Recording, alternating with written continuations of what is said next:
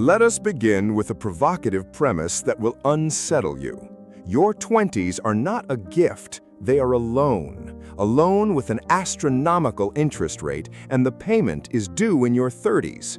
Every hour you spend finding yourself, every weekend you live it up, every career detour you treat as character building, these are not investments, they are deferred liabilities. The neuroscience is unambiguous. Your prefrontal cortex, the part of your brain responsible for long-term planning and impulse control, does not fully myelinate until your mid-20s. This means that for the first half of your 20s, you are biologically incapable of fully grasping the consequences of your actions. You are driving a Ferrari with a faulty brake system. You feel invincible because your brain has not yet developed the neural architecture to genuinely fear consequences. This is not a bug, it is a design feature of evolution. It allows young primates to take risks, explore new territories, and push the boundaries of their environment. But in the modern world, that evolutionary feature is a trap. The risks you take in your 20s, career choices, financial habits, relationship investments, compound with a ferocity that is invisible in the moment, but devastating in retrospect. You are not having fun. You are building the foundations of your future misery or mastery. The choice is being made every single day, whether you are conscious of it or not. Now, let us confront the cultural myth of the extended adolescence. The media, social influencers, and even well-meaning parents have constructed a narrative that your 20s are a time for exploration, travel, self-discovery, and finding your passion. This is a luxury that belongs exclusively to the wealthy or the willfully delusional. The reality is that your 20s are the period of maximum neuroplasticity, maximum physical energy, and maximum freedom from obligation. You are not yet burdened by mortgage, sick parents, or dependent children. You are the most powerful you will ever be, and you are spending that power on brunch, Instagram validation, and a job that does not challenge you. This is the opportunity cost of the century. Every year you spend in a role that does not teach you a transferable skill is a year you are not building the career capital that will define your 30s.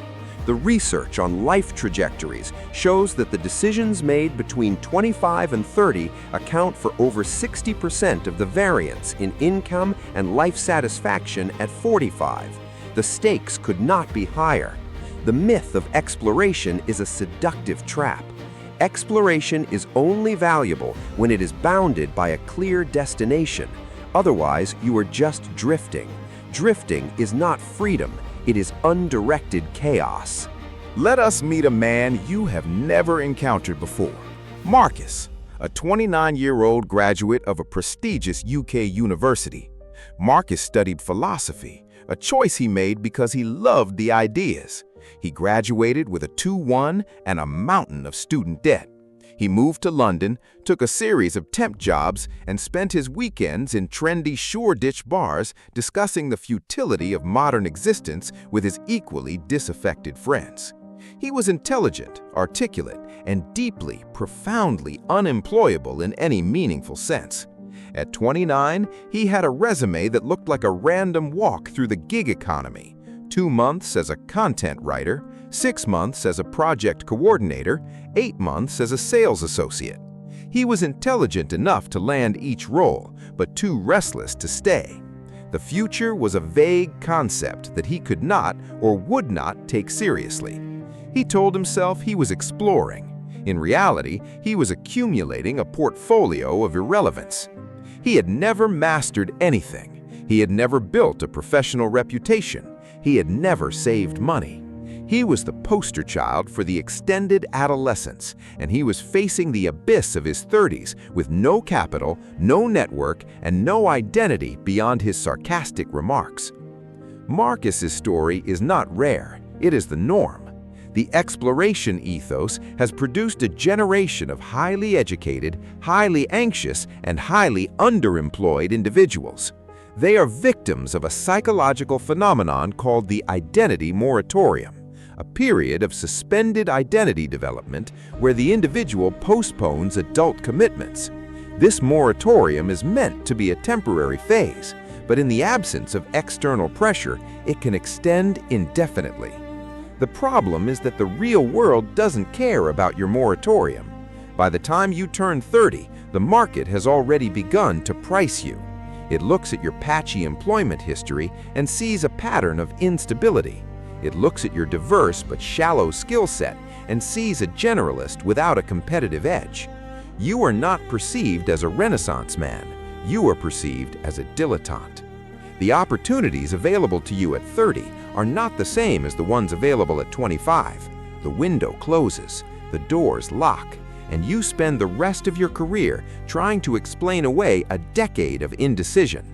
Marcus, at 30, finally took a serious job, a junior role in HR at a mid-size firm. He was 30 years old, earning what a 23-year-old should earn. He had spent his 20s having fun. Now, he would spend his 30s catching up.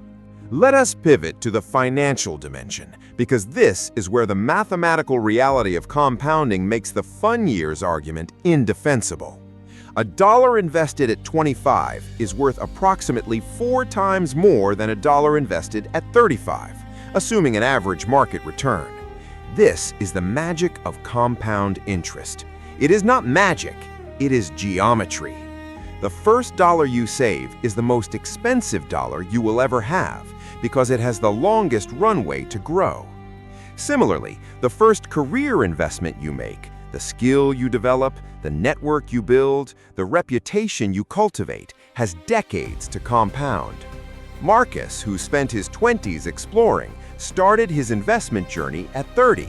He will need to save 40% of his income for the rest of his life to match the retirement of a peer who started saving 15% at 25. He is not just behind, he is fundamentally, structurally behind. He can never fully catch up because he has missed the most powerful window of compounding. This is not a moral judgment, it is a mathematical one. The universe does not care about your feelings, it cares about the exponent. Now, let us look at the relationship dynamics of this era.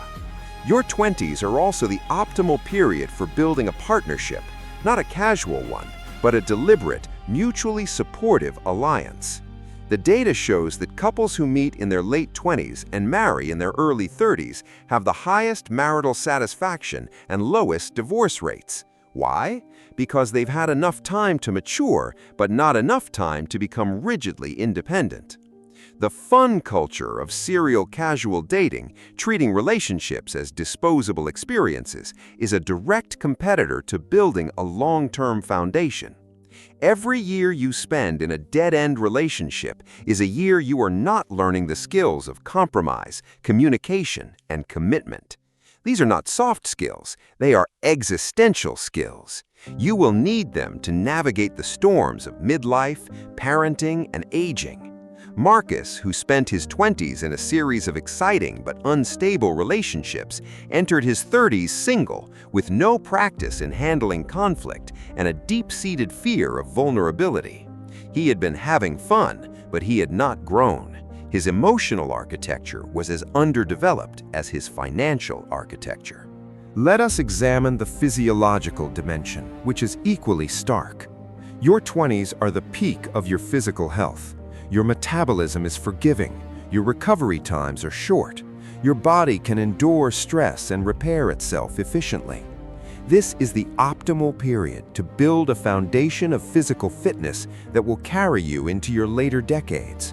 The habits you form in your 20s, exercise, nutrition, sleep, are the scaffolding for your health in your 40s and beyond. Marcus chose the opposite. He drank heavily, slept erratically, and treated exercise as optional. By 30, he was 20 pounds overweight, chronically tired, and had the blood pressure of a 50-year-old. He had spent his peak physical years doing damage, not building resilience. He was not having fun, he was borrowing against his future health. The bill came due, as it always does. He now faces a decade of undoing the damage that could have been prevented with moderate, consistent effort in his youth.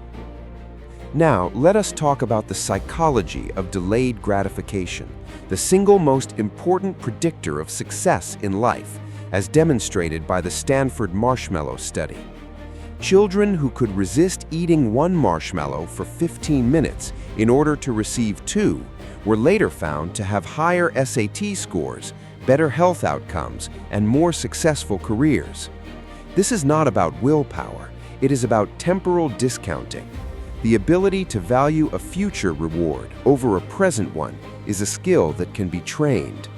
The fun culture trains the opposite. It rewards instant gratification, immediate pleasure, and short-term satisfaction. Marcus had a high temporal discounting rate. He could not delay gratification. When a promotion required a grueling 2-year assignment, he opted for the easier, less demanding role. When a relationship required difficult conversations, he opted out. When financial discipline required budgeting, he opted for the new phone. His 20s were a graveyard of missed compounding opportunities. His future was sacrificed for his present. But what about the exceptions? What about the people who found themselves in their 20s and became wildly successful? This is a selection bias. We hear about the rare outliers, the dropout who founded a billion-dollar company at 22, but we do not hear about the thousands of dropouts who work as waiters and live with their parents. We hear about the artist who struggled for a decade and then achieved fame, but we do not hear about the millions of artists who never made a living. The availability heuristic makes us overestimate the probability of outlier success. The safe, reliable strategy is not to hope for an outlier outcome. It is to build a solid foundation that protects you against the downside. You do not need to be a billionaire. You need to be a stable, functional adult with options. Options require capital, skills, and relationships. These are built through systematic, disciplined effort, not through finding your passion. The passion is a byproduct of mastery. Mastery is a byproduct of deliberate practice.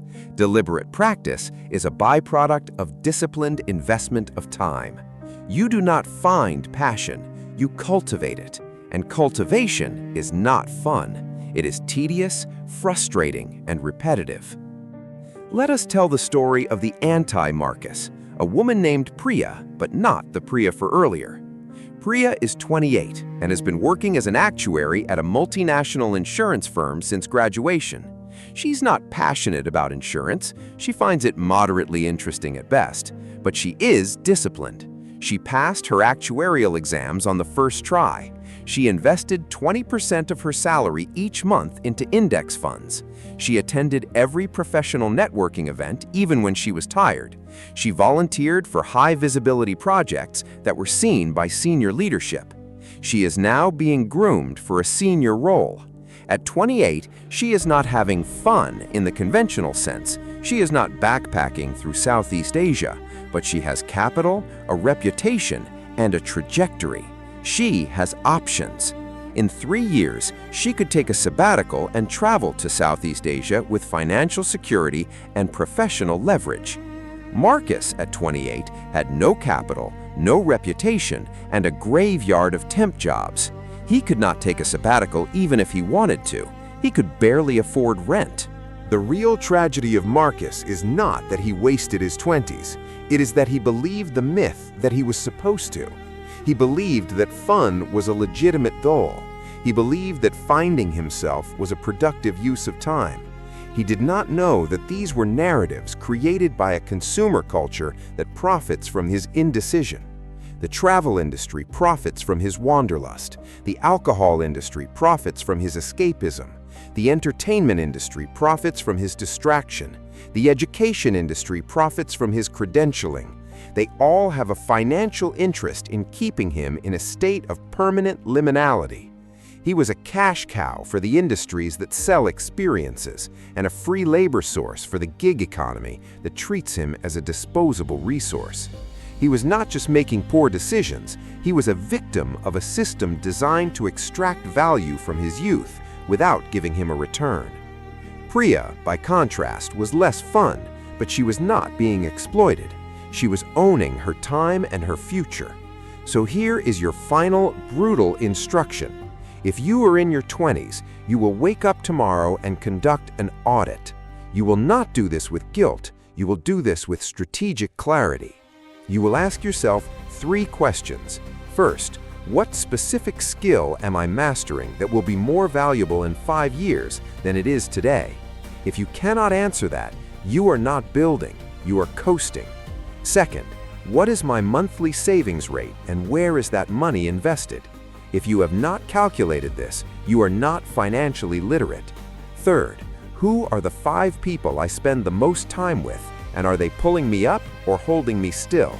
If they are not pulling you up, you are being pulled down. If you answer all 3 honestly and find your results lacking, you will make immediate, concrete changes. You will not wait until Monday, until the new year, until you feel ready. You will act today. Your 20s are not for fun. They are for building.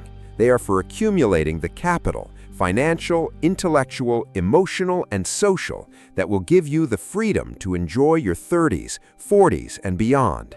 You can have fun later. You cannot build later. The window is closing. Priya knows this. Marcus learned it the hard way. You have the benefit of their examples. Use them. Start building. Your future self is already terrified of the possibility that you will not.